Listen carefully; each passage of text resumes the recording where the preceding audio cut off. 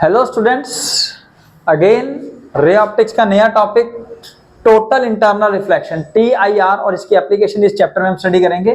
तो सबसे पहले TIR क्या है? When a ray of light travels from denser to the rarer medium at an angle greater than that of some angle that is called critical angle, अभी हम थोड़ी देर में समझेंगे। For the pair of media in contact, then the ray is totally reflected back into the same medium। यानी कि अगर कोई ray of light denser से रेयर मीडियम में जा रही है और उसका angle of incidence critical angle से बड़ा होगा, तो वो रे ऑफ लाइट जो है वो सेम मीडियम में बेंड कर जाएगी। तो क्रिटिकल एंगल क्या है वो हम अभी समझेंगे। तो यानी कि कंडीशंस क्या है TIR के लिए? Number first, ray must travel from denser to rare medium.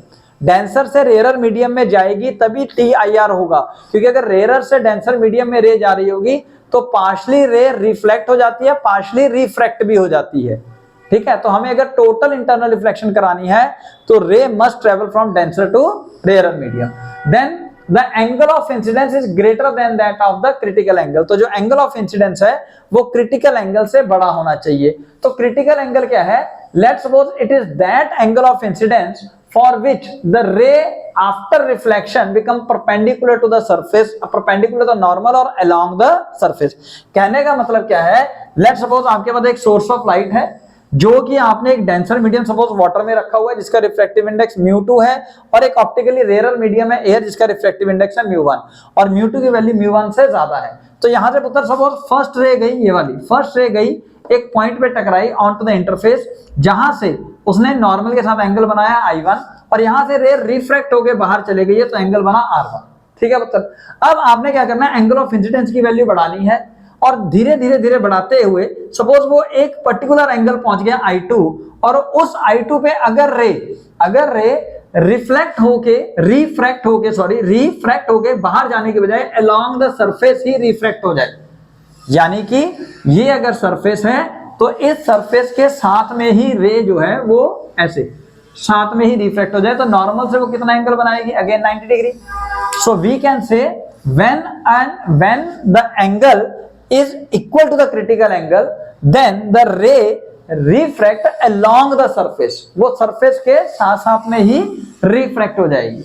अब अगर आप इससे और बढ़ाते हो एंगल ऑफ इंसिडेंस को, तो सपोज वो बन जाता है I3, और I3 की वैल्यू अगर क्रिटिकल एंगल से थोड़ी सी भी ज्यादा है तो रे जो है वो टोटली रिफ्लेक्ट बैक हो जाएगी into the same medium. This is called TIR, total internal reflection. तो द नेक्स्ट टॉपिक है relation of critical angle with the refractive index of the medium. अब यहां पे आप यूज करें स्नेल्स लॉ। स्नेल्स लॉ क्या था? μ2 इंटू, सपोज μ2 रिफ्रैक्टिव इंडेक्स है सेकंड मीडियम का, μ2 into sine of angle which is present within ray and a normal. यहाँ पे I2 है पुत्र, तो मैं लिखता हूं μ2 into sine I2 is equal to μ1 into sine R2।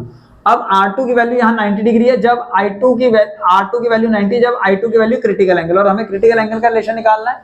So μ2 into sine C is equal to μ1 into sine 90। अब sign 90 की वैल्यू 1, μ1 को इधर डिवाइड कीजिए, so μ2 upon μ1 is equal to 1 by sine C। तो μ2 बाय μ1 क्या होगा पुत्र? Refractive index of second medium with respect to first medium. So μ2 with respect to μ1 और refractive index of second with respect to first is equal to 1 by sine C। तो sine C का formula अगर हम simple mu के term में लिखें, क्योंकि हम सपोज करते हैं कि अगर ऊपर एयर है तो उसका रिफ्रैक्टिव इंडेक्स कितना है? 1। ठीक है, तो नीचे जो भी मीडियम है उसका रिफ्रैक्टिव इंडेक्स रख लो, तो sine C is equal to 1 by mu, तो C का वैल्यू आ जाएगा जी साइन इनवर्स 1 बाय म्यू। इसका एग्जांपल देखिए, सपोज आपको बताया था ग्लास का रिफ्रैक्टिव इंडेक्स है 1.5, एयर का 1, वाटर का 1.3 और ग्लास का 1.5 और डायमंड का 2.4 और किसी भी कलर्ड मीडियम का इन सबसे ज्यादा, डायमंड से भी ज्यादा, ये बताया था आपको। तो अब क्रिटिकल एंगल की बात करेंगे पुत्र, तो अगर वैल्यू पुट करोगे तो क्रिटिकल एंगल फॉर ग्लास आता है 42 डिग्री और डायमंड का आता है 24 डिग्री। आप यहां से याद कीजिए, डायमंड का रिफ्रैक्टिव इंडेक्स 2.4, पॉइंट हटाया, डिग्री लगाई 24 डिग्री, और इसका उल्टा है ग्लास का। तो ये आप रिलेशन याद कर सकते हैं। सिंपल सी बात है कि अगर डायमंड के अंदर आप टोटल इंटरनल रिफ्लेक्शन चाहते हो तो आपका जो एंगल ऑफ इंसिडेंस है जस्ट 24 डिग्री से ज्यादा हो, यानी कि 25, 26 कुछ भी होगा तो रे आपके रिफ्लेक्ट बैक कर जाएगी इनटू द डायमंड के अंदर ही सेम मीडियम में। और ग्लास के लिए आपको 42 से ज्यादा चाहिए होगा, यानी कि यहाँ पे आपका एंगल ऑफ इंसिडेंस ज्यादा होगा। ठीक है पुत्र, कैसे पता लगा? क्रिटिकल एंगल से। This is the condition for a total internal reflection. तो पुत्र फर्स्ट एप्लीकेशन है टोटल इंटरनल रिफ्लेक्शन की, ब्रिलियंस ऑफ डायमंड। तो ये रहा आपका एक सुंदर सा डायमंड जो है सदा के लिए। इसको समझने से पहले आप रे डायग्राम से समझिए। लेट्स सपोज आपने एक तरफ ग्लास लिया, एक तरफ डायमंड लिया, ऊपर एयर है, ठीक है पुत्र। अब आपने क्या किया, सोर्स ऑफ लाइट दोनों को दे दिया, दोनों का रिफ्रैक्टिव इंडेक्स आपको पता है, क्रिटिकल एंगल पता है।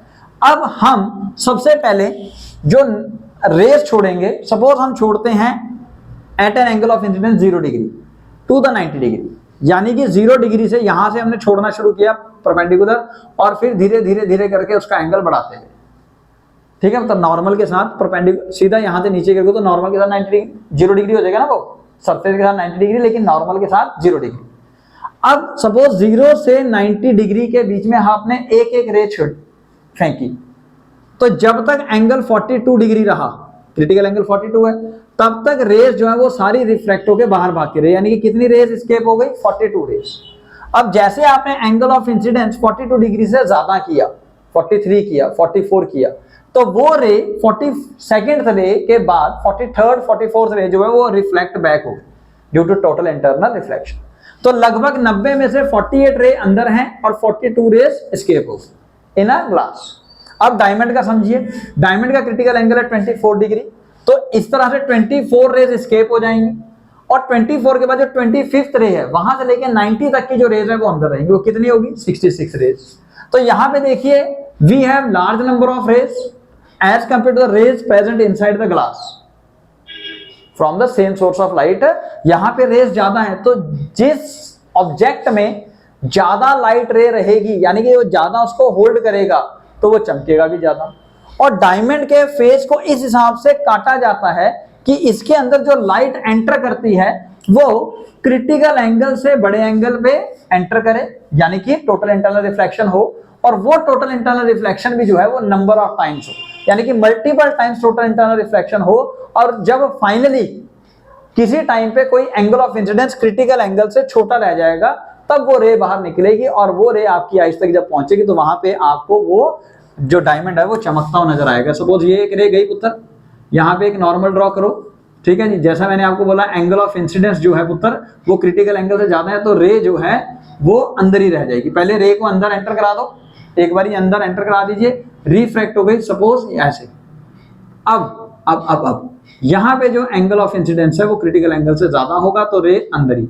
फिर यहाँ पे कोई एंगल ऑफ इंसिडेंस ज्यादा होगा, अंदर ही, ठीक है पुत्र। हर पॉइंट पे आप एंगल ऑफ इंसिडेंस जो है वो क्रिटिकल एंगल से ज्यादा रख रहे हैं, जिसकी वजह से रे अंदर ही मल्टीपल टाइम रिफ्रैक्ट होके किसी टाइम पे एक बारी, लेट्स सपोज रिफ्रैक्ट होते होते एक बारी एंगल ऑफ इंसिडेंस जो है वो क्रिटिकल एंगल से छोटा हुआ, तब रे बाहर रिफ्रैक्ट हो। तो ये रे, एक रे जो बाहर निकली है, एक ही रे वो अंदर नंबर ऑफ टाइम्स रिफ्लेक्ट हो गई। This is the reason for the brilliance, यानी कि चमक ऑफ द डायमंड। रीजन सर ज्यादा देर तक रेस को होल्ड करके रखा और ज्यादा नंबर ऑफ रेस को होल्ड करके रखा, लाइट को ज्यादा देर तक होल्ड किया और number of time total internal reflection show करके उसने उस लाइट की चमक को बढ़ा दिया। नेक्स्ट इज कॉल्ड मिराज और ऑप्टिकल इल्यूजन पुत्र। तो मिराज या ऑप्टिकल इल्यूजन क्या है कि एक्चुअली वहां पे कोई चीज है नहीं है, या अगर है तो जस्ट उसकी इमेज आपको नजर आ रही है, ऑब्जेक्ट आप नहीं देख पा रहे। तो यहाँ पे हमने क्या किया, सपोज गर्मियों के दौरान आपको पता है अर्थ का सरफेस गर्म हो जाता है, तो अर्थ के नियर बाय जो एयर होगी वो भी गर्म हो जाएगी, ऊपर वाली ठंडी रहेगी। जैसे जैसे हम ऊपर को उठेंगे तो लेयर जो है उनका टेम्परेचर डिक्रीज हो जाएगा, यानी कि ऊपर वाली लेयर्स की डेंसिटी ज्यादा, नीचे वालों की कम, हल्की हो जाएगी हवा। अब सपोज कोई ऑब्जेक्ट पड़ा है ए बी, ए से एक रे निकली है जो हमारी आइज तक पहुंचनी है देखने के लिए। तो एक रे निकली पुत्र, वो एक मीडियम की लेयर से टकराई, एटमॉस्फेयर लेयर से टकराई और वहां पे एंगल ऑफ इंसिडेंस बना आई। तो अब डेंसर से रेयर में जा रही है तो बेंड होगी एज नॉर्मल, ठीक है पुत्र। अब फिर उसके बाद फिर एक सेकंड लेयर आई, जो मैंने एग्जांपल दिया है 3 लेयर्स का, तो यहाँ पे फर्दर रेयर रिफ्रैक्ट हो गई। अब थर्ड लेयर पे जो एंगल ऑफ इंसिडेंस है वो क्रिटिकल एंगल से ज्यादा हो गया, जिसकी वजह से यहाँ पे रे टोटली रिफ्लेक्ट हो गई into the same medium. Clear हो गया पुत्र।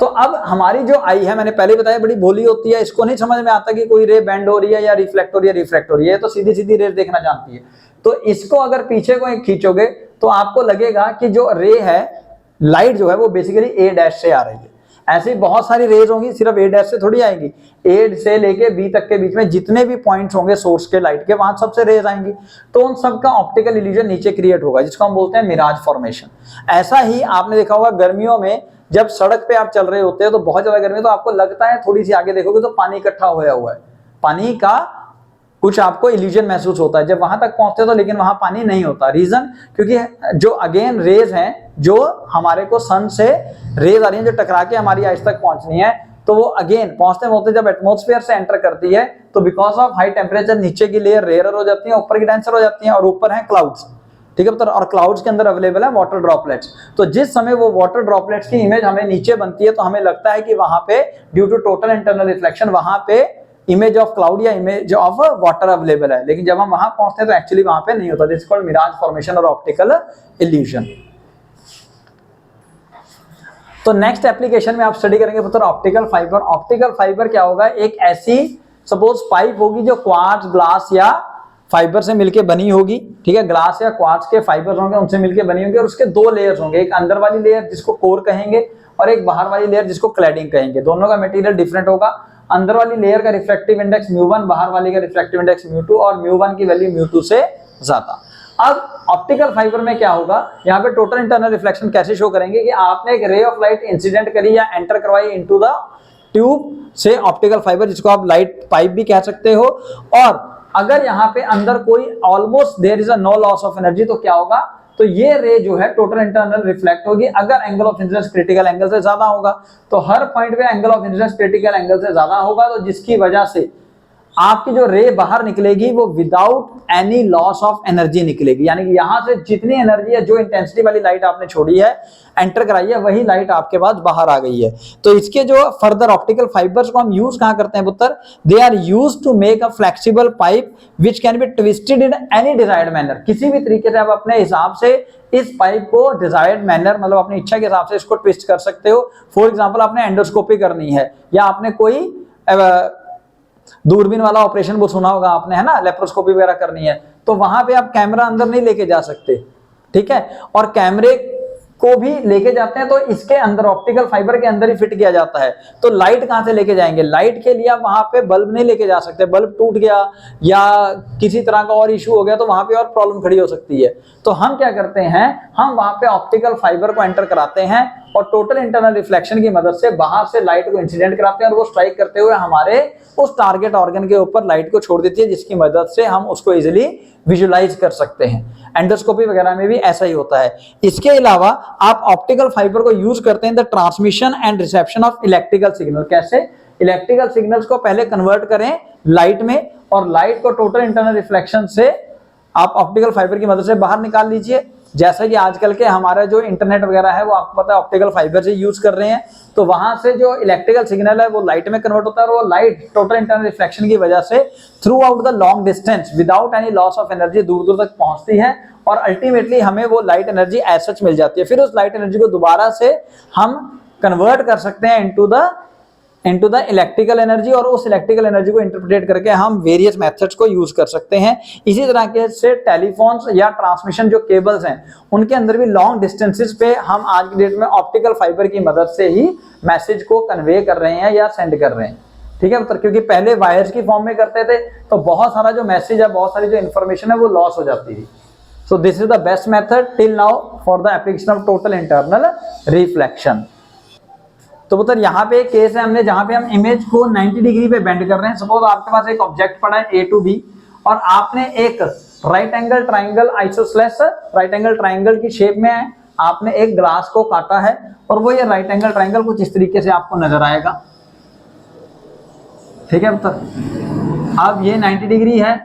अब लेट सपोज आपकी एक रे गई तो परपेंडिकुलर सरफेस स्ट्राइक कर रही है, तो विदाउट एनी रिफ्लेक्शन वो एंटर कर जाएगी, अंदर गई पुत्र, ठीक है।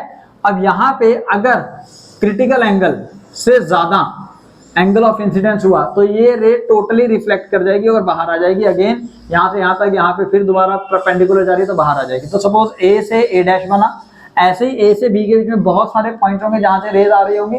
सपोज हम B से लेते हैं, B से भी एक सच बाहर आ गई, तो अगेन एंगल ऑफ इंसिडेंस जो है वो क्रिटिकल एंगल से ज्यादा होना चाहिए।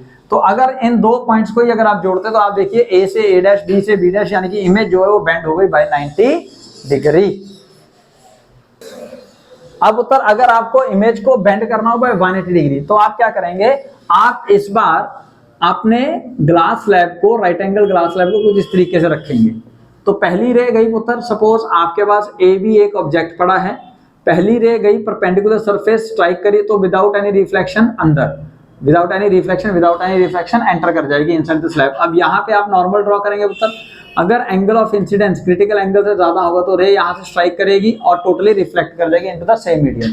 अब अगेन यहाँ पे रे जो है वो सरफेस के साथ एंगल बना रही है, again angle of incidence critical angle से ज्यादा हो तो ये रे बेंड कर जाएगी again into the same medium और रिफ्लेक्ट करके बाहर।